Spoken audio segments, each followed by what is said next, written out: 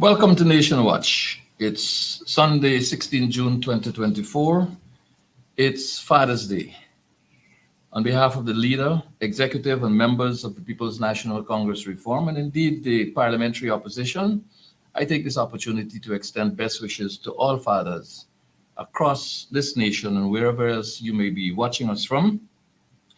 We also take the opportunity to salute the women who have fathered children across this country.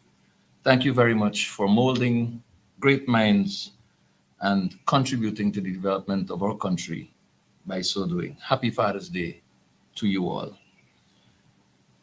Today takes us one day closer to the 22nd Biennial Congress of the People's National Congress Reform, which is scheduled for 28th through 30th June, just a few days away from now.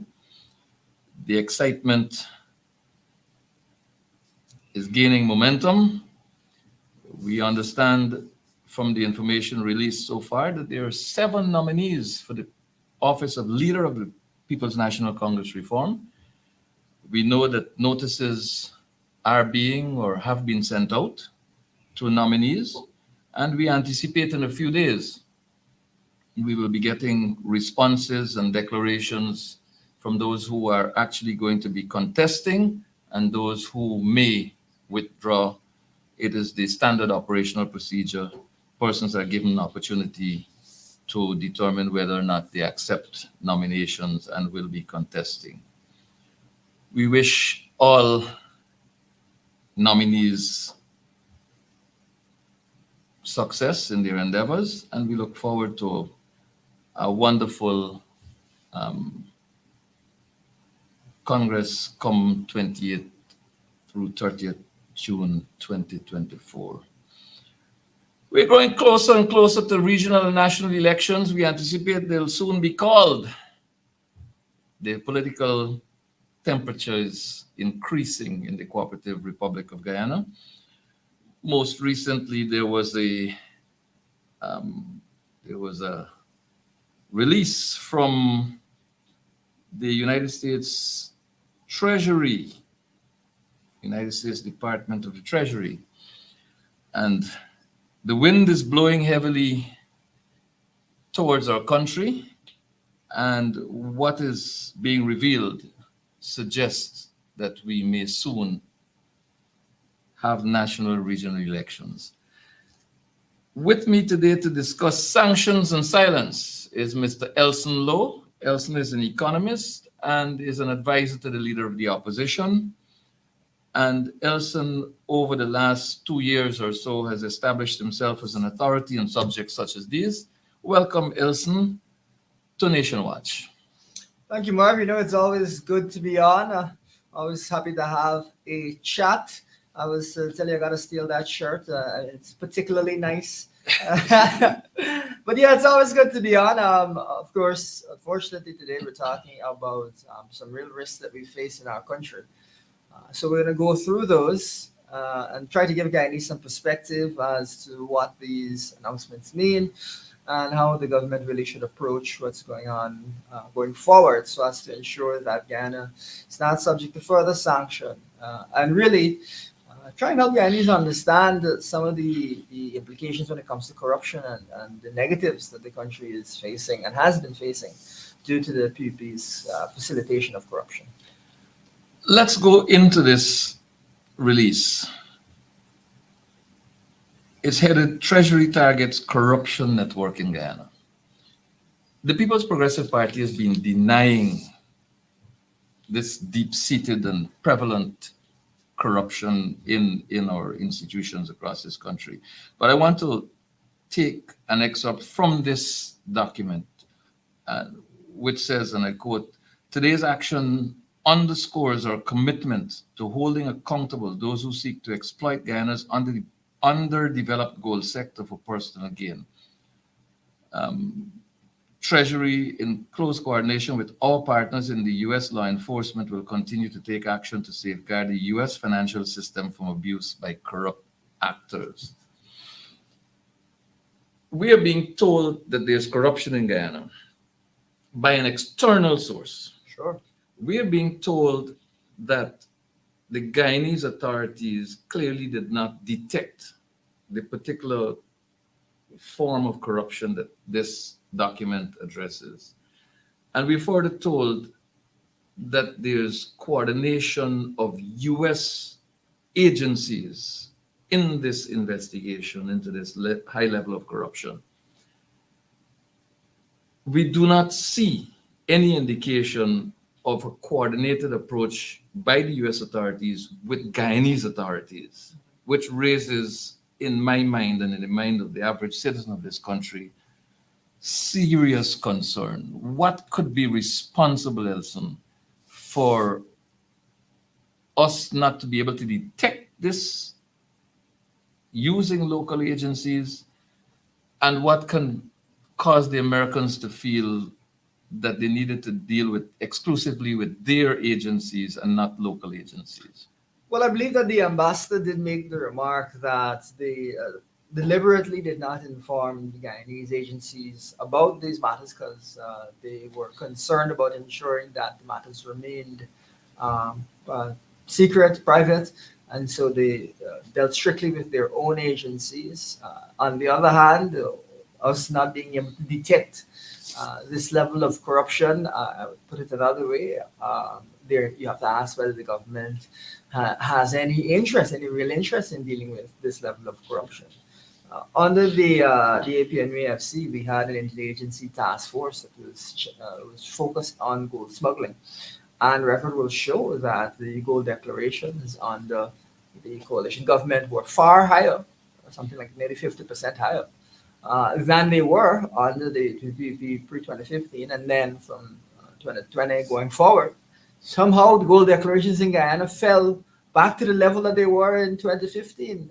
And of course, there's no task force. PPP has not put in place such a task force to deal with these issues. That to me is a signal that the PPP just doesn't really care about ensuring that Guyana gets its fair share from the gold industry. And so it is hardly surprising that they found themselves in this kind of hot water. But Elson, what jumps out at me here is the United States taking action to protect its financial system from abuse. Mm-hmm.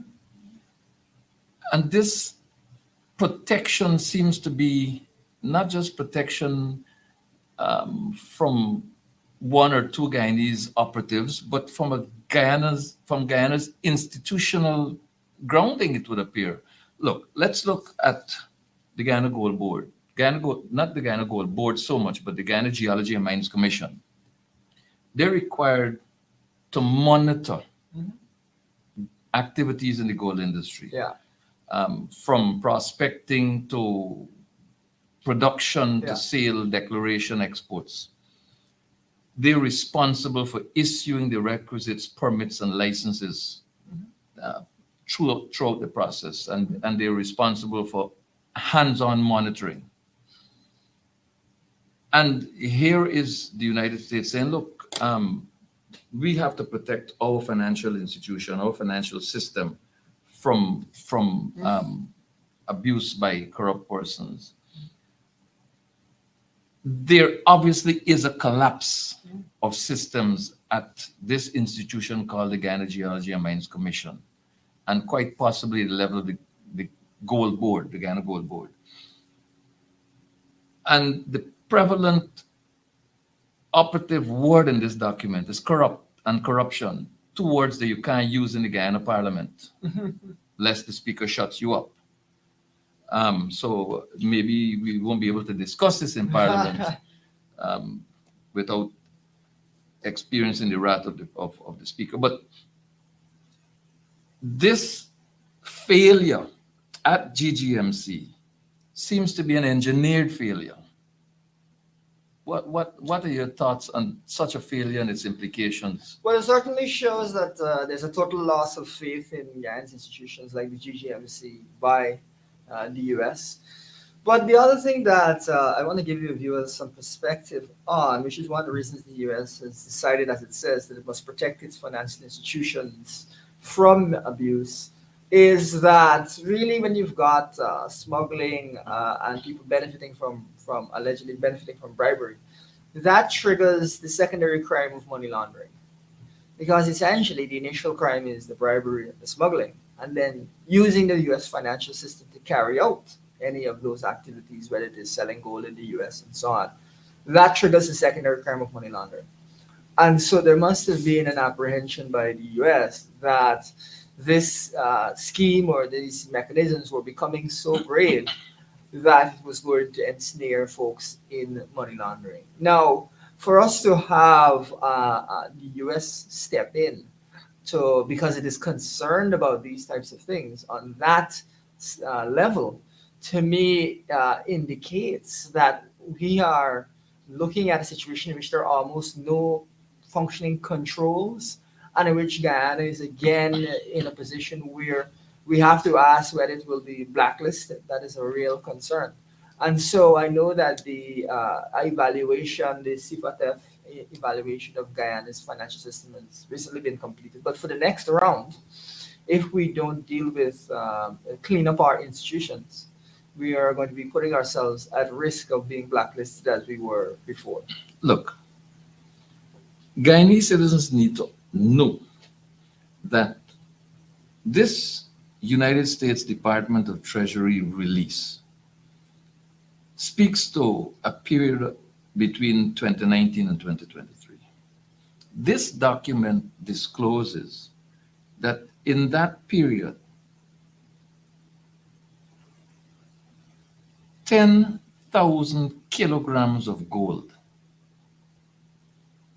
left this country undetected.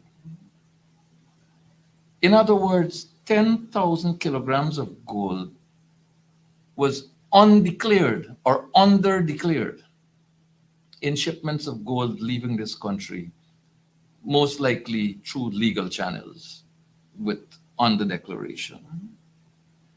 Because the agencies found this thing. It's not speculation. Mm-hmm. And that agency could establish that the taxes avoided amounted to in excess of 50 million United States dollars. That's what our economy lost, according to this report. Surely, if you're exporting a commodity through legal channels and there's under declaration, there's a role in there somewhere for the Guyana Revenue Authority or one or two or a set of its operatives. Yeah. So agents of the Guyana Revenue Authority missed 10,000 kilograms of gold leaving this country. Is that possible? Well, what we have been hearing, and this is unfortunately on the PUP, this is not a new phenomenon because pre 2015, what we had heard coming into office in 2015 is that there was a problem of persistent under declaration of gold. So gold would leave Guyana, they'd say this is 10 bars. When it gets to the US or Canada, 20 bars have arrived. And so that was leading to massive leakages. That's been a problem. But I think it is pretty clear that, first of all, for you to miss 10,000 kilograms of gold is not possible or at least highly improbable. But secondly, the US has spoken specifically to bribes being paid to have officials look the other way. And so there's been a loss of revenue to the Guyana government of 50 million US. But I would say that is an initial figure. I'm sure there'll be other figures that give you the full picture on this. And for the average citizen, that means that Guyanese haven't been able to access 50 million US that would otherwise have been available to pay teachers, pay nurses, provide relief for the cost of living crisis, ensure that we have quality infrastructure, ensure we have quality health care. That money again, people have been denied it according to the US. And so we should all feel that we have been on a personal level, that we've been deprived of something to which we are entitled because we haven't been able to get access to that. You know, it is very interesting that if an ordinary citizen of this country went to a commercial bank with a 100,000 Ghana dollars to deposit. Walks off the road, $100,000. And this person is going to make a deposit or open a savings account with $100,000. Such a citizen will have to go through a grilling process. Sure. What is the source of this money? Where do you work? Do you have a pay slip? Mhm. If you have a farm, do you have a lease document? Do you have a transport for this land? Do you have an agreement with someone to sublet on a piece of land to cultivate to get $100,000? But here's a situation where the central bank, the Bank of Guyana, superintends the entire banking process, all the commercial banks, all the cambios. And here's a case where 10,000 kilograms, not pounds, 10,000 kilograms of gold is underdeclared, passes through the system, leaves the country. Some of that money over and above the declared value will come back to Guyana in some way, shape, or form, may enter the banking system. Does the Bank of Guyana expect citizens to believe that they are incapable of establishing the variance between the value of an export and the repatriated sum of money into a local bank account? Is the Bank of Guyana going to believe that Guyanese will accept that? Where's the level of vigilance? Where is that unit that was established? FIU, Financial intelligence unit. Yeah. Where is that? What does it do? What purpose does it serve? Well, one of the things that we face when you've got a government that doesn't want to enforce the law, doesn't believe in the rule of law, is that you can have all the agencies with all the reporting capacity in the world, with all of the prosecuting capacity. But if you just intend not to prosecute, if you intend to dismantle agencies that are taking action, then this is going to be the result. And so I think that Guyana, at its next evaluation, unless it takes measures to tighten up its financial system, is again at risk of being blacklisted. So the government has to take this seriously. The FIU is supposed to have that capacity to be able to monitor these things and to make those reports to the SOCU and to other agencies, the GRA as well.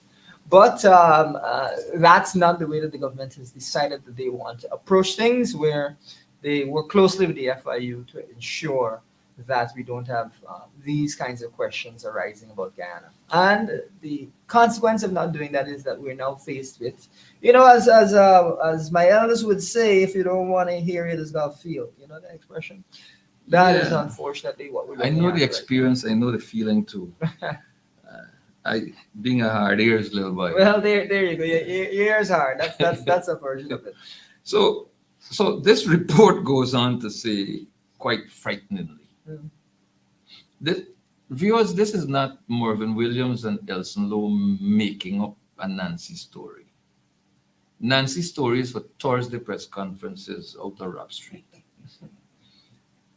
This report says that there's been bribery of customs officials to falsify import and export documents. I mean, this is not imagination. This is premised on fact. You can't know a document has been falsified if you didn't see it.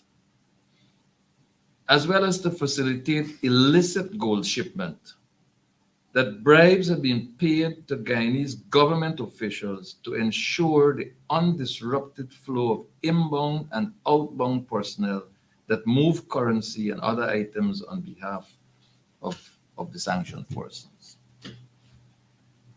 So this report is saying that human beings, people, were moving assets through a legitimate system, a travel system. This report is saying that bribery of government officials, it is very specific. I'm not making this up. I'm quoting a report. Mhm. And this is the way that assets moved. And we recently saw the arrest of 3 persons who were moving gold physically moving gold out of this country, seemingly a knee-jerk reaction to Well, some that development. raises two questions. The first is if bribery has been going on, then what other areas has bribery been going on in? And the second is, Well, Sue had a suggestion that he made publicly. well, there you go, there you go. I always say my favorite line from Sue is when the potential briber says, "But how do I know you're giving the money to Jack Bill?" And Sue says, "We'll go and give him together." That's always been my favorite line, and we again call for an investigation of that so that we know the truth and so that justice can be served. But what I would also say is what you're looking at here when it comes to those I believe it was chains or something that were sprayed in silver that were actually gold chains.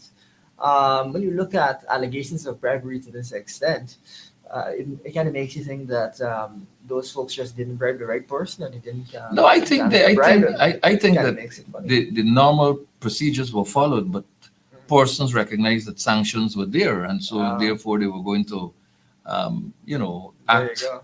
as Yeah. professionally as they could have. Anyway, that's one way of looking at it. What I would say is really the concern that Guyanese must have is that if bribery is recurrent over multiple years, as is indicated by the U.S., where else has there been bribery repeated over multiple years while the PPP has been in office here? Where else are we seeing these kinds of leakages? Are we seeing this in the oil industry? Are we seeing this in procurement? Are we seeing this in various other sectors? Well, That is a real I question. want to interrupt you there, Elson, to say that this report also speaks to bribery in the procurement process and specifically points to the Ministry of Home Affairs, Mm, mm. right? So, well, to an operative, a former operative, I correct myself, a former operative of the Ministry of Home Affairs. Now, there's clearly Mm. a breakdown in a few institutions here. The Guyana Geology and Mines Commission, the Gold Board. There's Yeah. tremendous failure at the Guyana Revenue Authority, and there seem to be some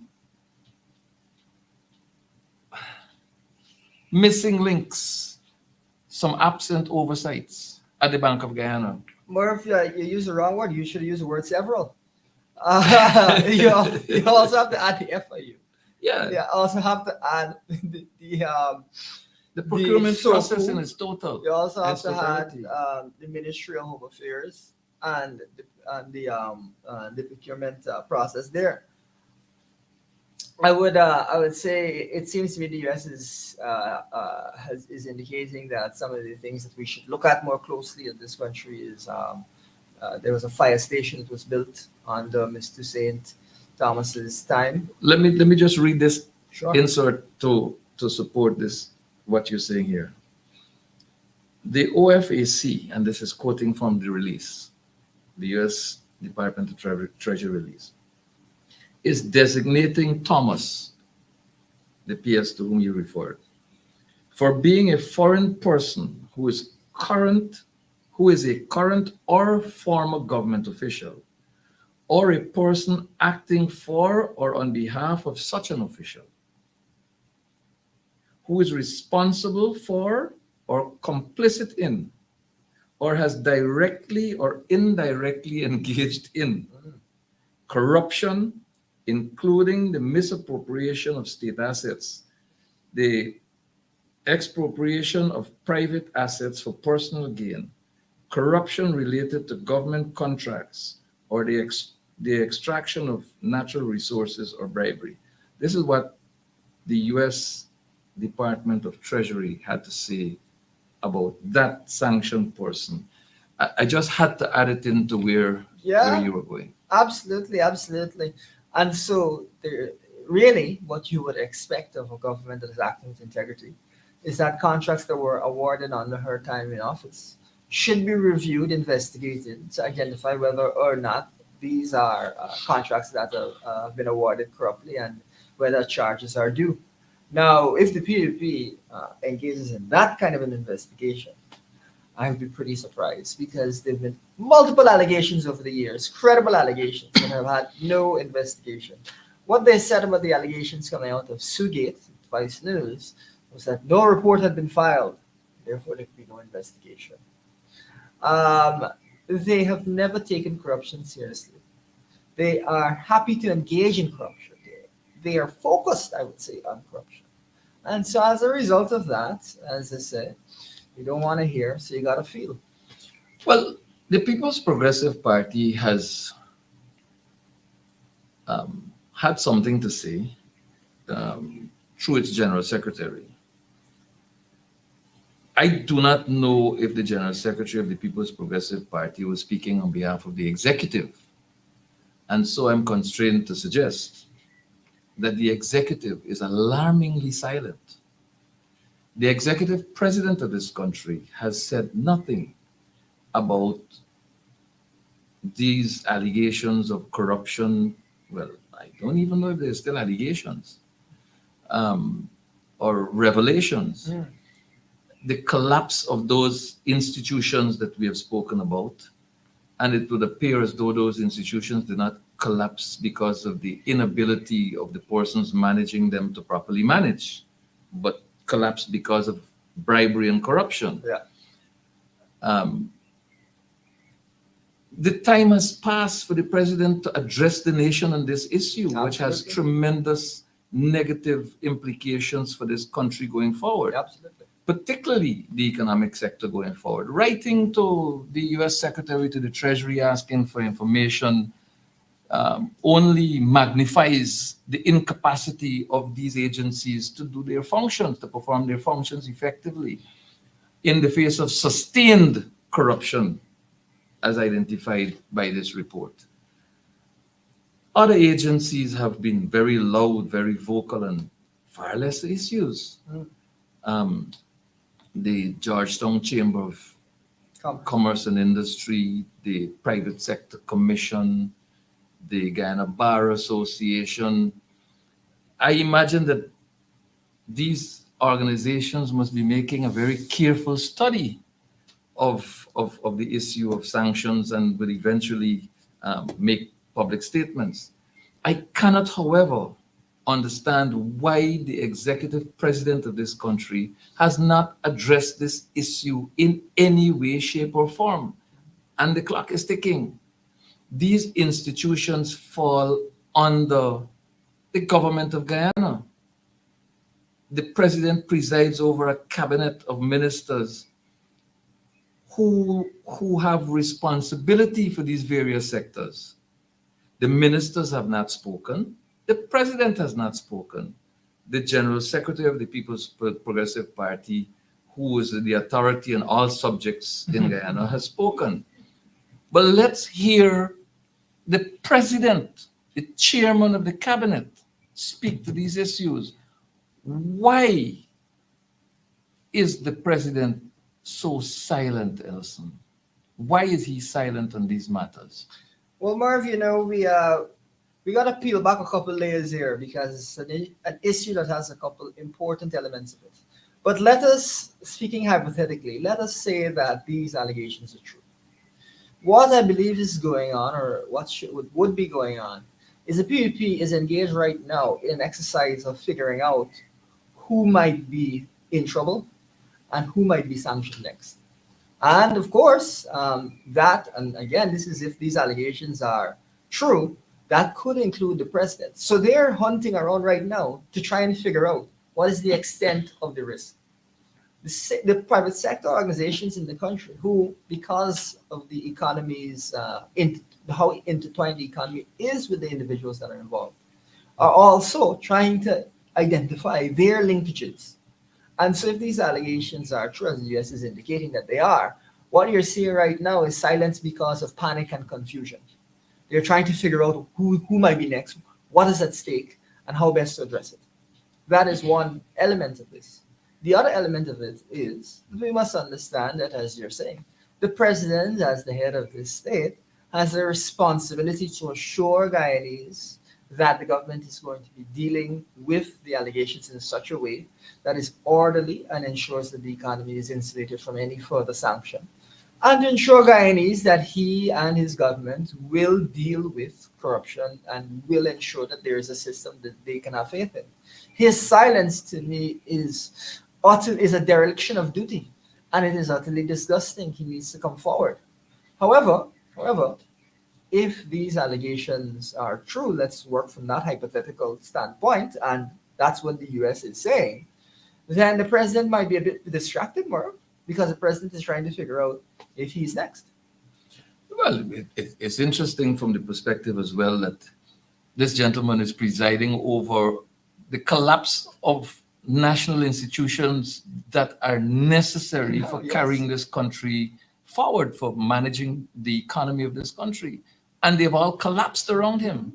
And this is the second mega allegation Yeah. of corruption under his tenure as president. The first mega corruption allegation was the Vice News expose and the target, Mr. Su, made very, very clear statements.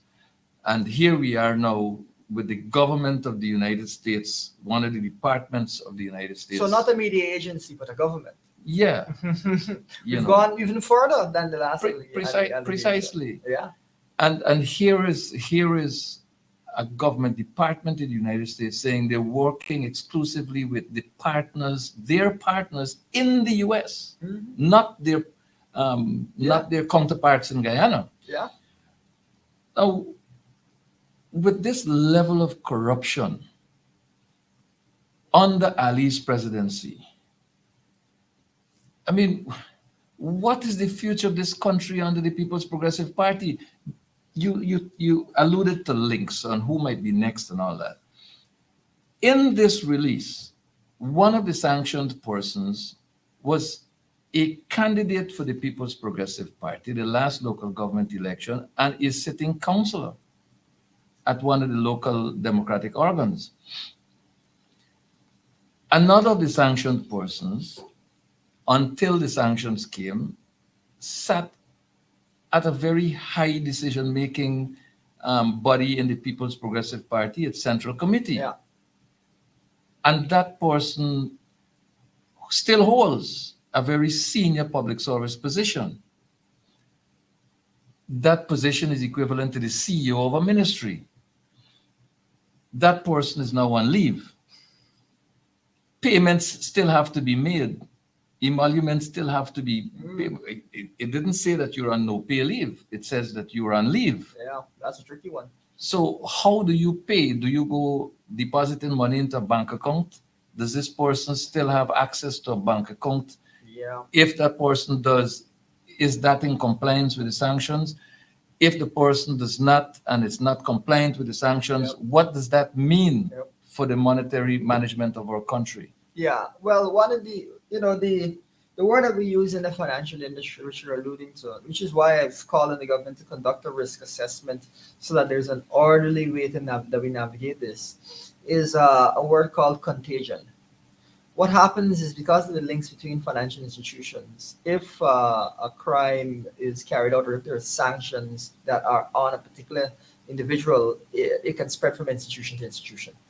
And so paying across banks and so on can be a problem. Now, that can be navigated, but the government needs to navigate it in such a way that the country is not vulnerable. And so that, I think, is one of the capital tasks of the government right now, and why it is so vital that they carry out an evaluation and they find an orderly way to approach this.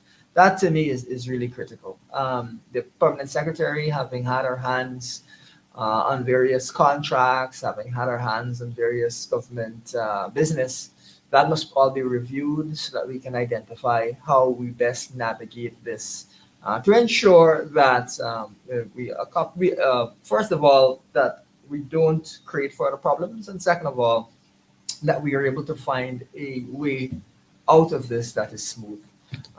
The government has a lot of work to do in this respect. I sadly, I don't have a whole lot of confidence in them to be able to do it, but it is really time for them to act and to be thoughtful in the way that they do act. You spoke of a risk assessment. These sanctions would obviously impact properties and bank accounts, assets generally owned in the United States.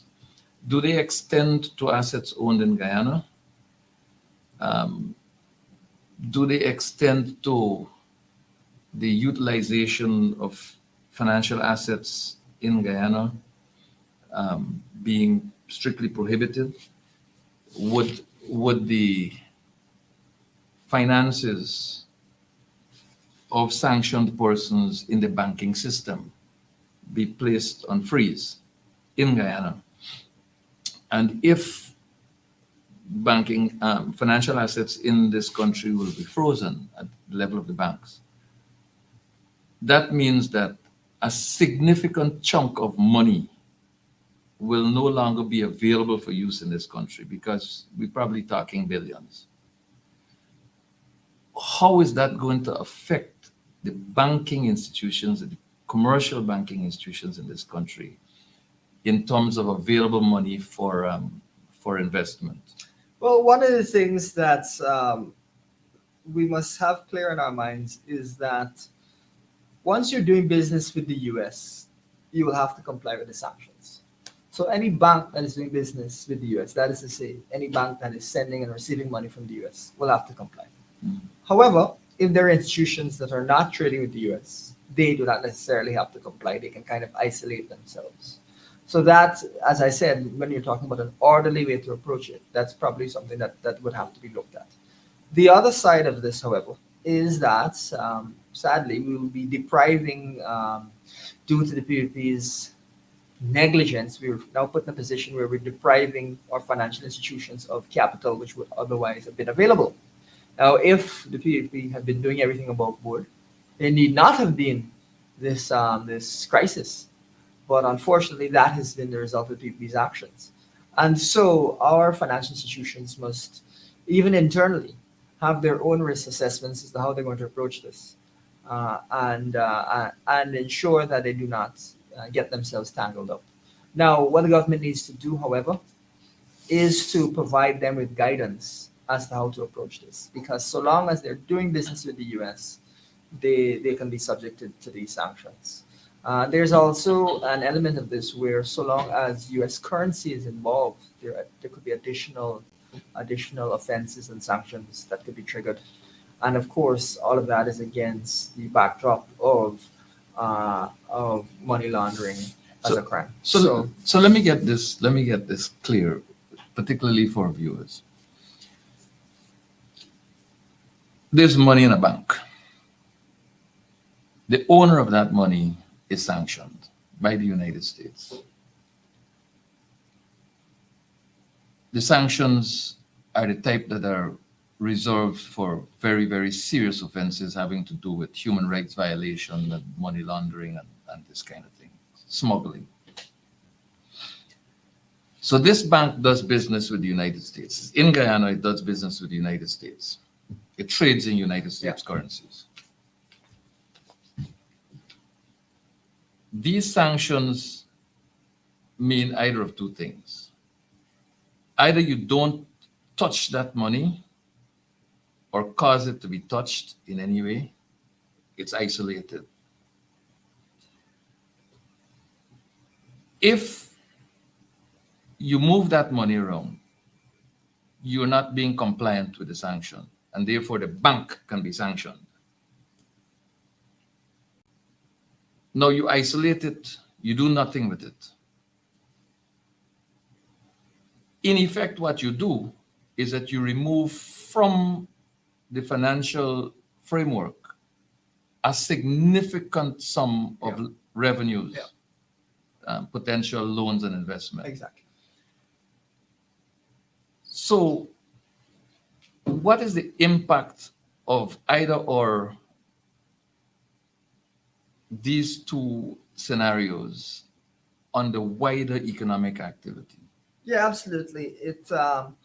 Again, due to PP's negligence, this could slow down the growth of the non-oil economy because there'd be less money available to be borrowed by businesses, slow down home ownership because there'd be less money available to be borrowed to build homes. That is one of the concerns. As I said, really, the governments and these banks need to assess whether there's a way to look at financial institutions that do not deal with the US. But that's something they're going to have to look at. The other thing that I would say, which is critical, and I think you're speaking to this, is that there is a secondary financial implication here, and that concerns the dealings of the sanctioned individuals when it comes to the supply of foreign currency in Guyana. And so you saw that their Cambio license was suspended. Now, we've already got in Guyana a foreign currency shortage, which has persisted for a couple of years. And the Bank of Guyana has provided foreign currency into the market in order for that shortage to be dealt with. However, if they provided currency to a particular cambio that now no longer can deal, then that will result in a shortage. So the Bank of Guyana must now navigate that shortage either by providing additional foreign currency to other cambio providers or through providing it to banks directly. That is one arm. The other arm is that of gold exportation, which is taking place on the sanctioned individuals, will not cannot realistically take place to the countries that they typically have been exporting to, such as the U.S. and Canada. Which means, therefore, that the government must now navigate ways for Guyana's gold, and this is where it concerns people buying up gold to export, ways to fill that space such that we don't now have a collapse in gold declarations as a result of one of the major gold exporters not being able to buy and export gold. This is a monstrous headache that is solely the result of negligence and corruption by this government. A monstrous headache. Talk to us, Elson, on the possible implications in the petroleum sector. I know that Exxon was warned by a particular US agency about business dealings with the now sanctioned persons. It is public news that two of these persons and their businesses now sanctioned were involved in the Read and hoop show. Reed and Hope shore-based activity investment development program. They no longer are. Is there a possibility of some harm being done to the petroleum industry if this particular issue of sanctions is not, as you said, responsibly treated with? One of the things that the government must do in the course of an orderly, of getting Guyana out of this crisis in an orderly fashion, is it must also look at the risks and the implications of the sanctioned people's involvement in the oil industry and with regard to the shore base. So the government needs to sit down and assess whether or not the shore base was partially financed by proceeds that the United States is saying came from gold smuggling. So that is potentially an issue. And so the government needs to carry out a risk assessment there to ensure that we do not down the road have a sanction on that particular shore base. Those are risk assessments that the government must conduct. Now, given that warnings were provided by the U.S. government, to me, it is really unfortunate that they were not heeded. And therefore, we as a country must tread carefully here. I would also say that this is a signal to many who are not above the board players that you can come to Guyana, pay bribes, and get away with high level corruption.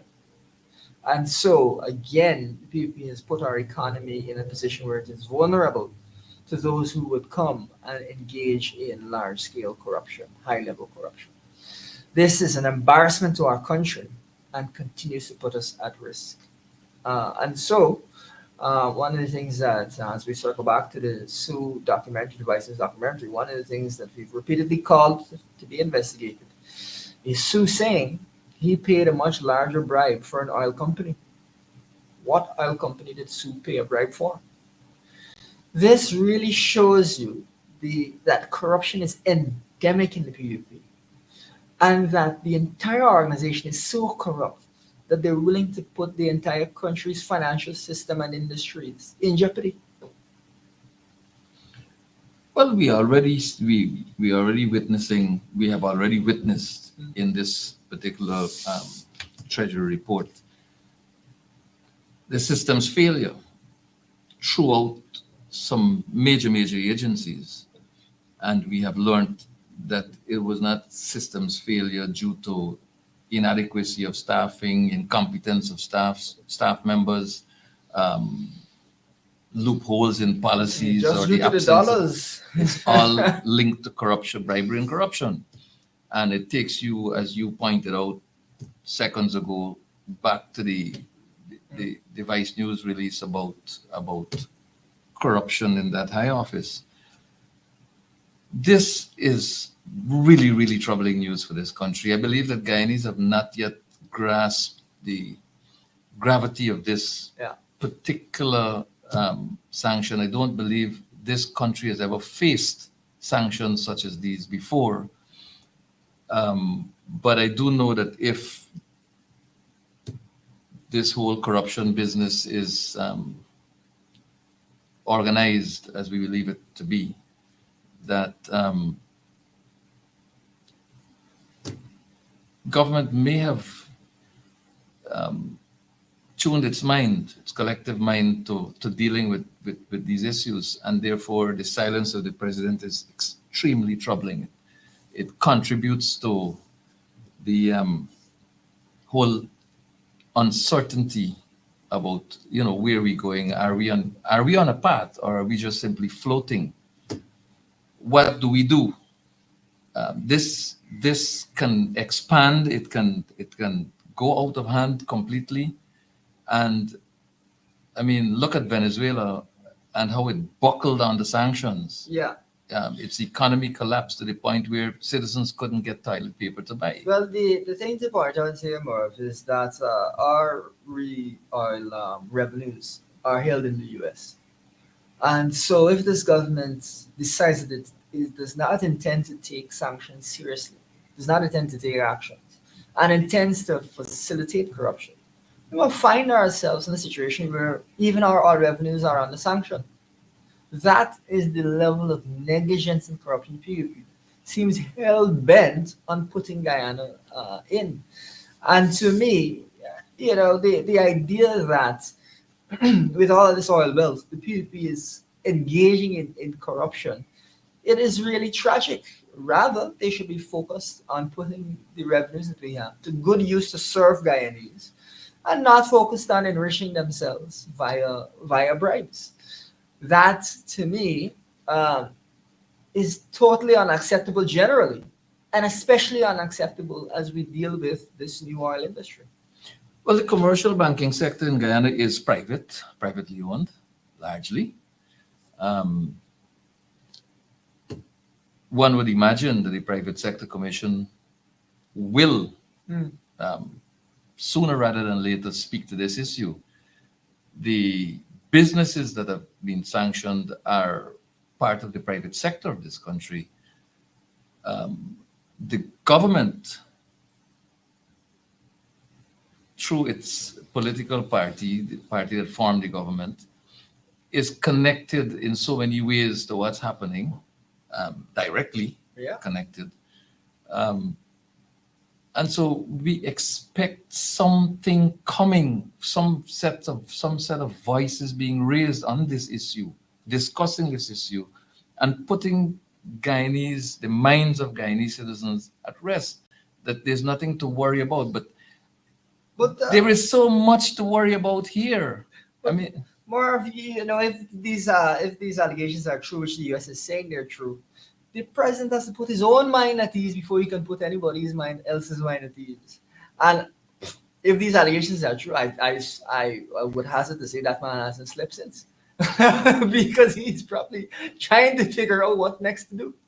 Well, it's quite possible that the People's Progressive Party at this time would be discussing the electoral chances. I'm telling you. And And whether or not the president will remain their candidate. Because if the president is sanctioned, he can't be the candidate. He can't be the candidate. And in any way, the People's Progressive Party will understand that navigating this particular crisis is not going to be a 2 or 3 months affair. Mm, And they obviously know that there's more to come. mm. And they know as well that the greater they pile up, the lesser their chances at the polls. And so they are likely to call elections much earlier than Mr. Jagdeo's 2nd of November 2025, which he announced and has no authority so to do, since that is the Rule of president. the remit of the president exclusively. So, citizens, we are in uncharted waters. Sanctions of this nature have never beset our country. The implications are severe. The collapse of our institutions is evident. The government is not taking control of the situation. That is obvious. And it is quite likely that we are going to have regional and general elections much earlier than you have been told we will have them. Elson, your final thoughts on this? Yeah, business? absolutely. Listen, we have to recognize that there have been allegations made against the president that he has received monies from these sanctioned individuals, that his party has received monies from these sanctioned individuals, that his party is involved, and that these things need to be investigated so that we identify the truth. Now, of course, the president is entitled to an investigation that brings out that truth. But if these allegations are true, it is reasonable to be, I would say, it is reasonable for Guyanese to be worried about what the president's future, what direction that will go, and the government more broadly. We've seen a failure in our institutions of epic proportions. And to that end, we need to see immediate reform in order for Guyanese to feel comfortable that the country will not be at risk of being blacklisted going forward. So that Guyanese can feel on a basic level that they can that they are being served by the resources that are theirs. And right now, there's real doubt as to whether Guyanese are receiving what they should be receiving because the money is being funneled off due to bribery and corruption. And in the face of sustained or allegations of sustained corruption, endemic corruption, institutional corruption, SARA was disbanded. Absolutely. And so there appears to be no immediate route to tackling issues to repossess assets of the state. In these circumstances, ladies and gentlemen, you would see me feeling for words here. I am. I'm trying to be as responsible as I can. And the descriptives that come to mind dealing with this issue are better silenced. Guyana is in trouble. Guyana is in crisis. The leader of the opposition repeatedly made the point that corruption is destroying this country. This latest report from the US Treasury Department only reinforces what the leader of the opposition, the leader of the People's National Congress Reform, Aubrey Norton, has been saying at almost every press conference at almost every engagement, public engagement that is. You will know, ladies and gentlemen, what to do with that very, very powerful instrument that you have at your disposal, that little X, come regional and general election, to save this country from doomsday. Elson, thank you very much for joining me today on Nation Watch. Happy Father's Day once again to all fathers and to all mothers who have played that very important role of father. Thank you very much for joining us. We'll see you again next Sunday by God's grace. Until then, be good.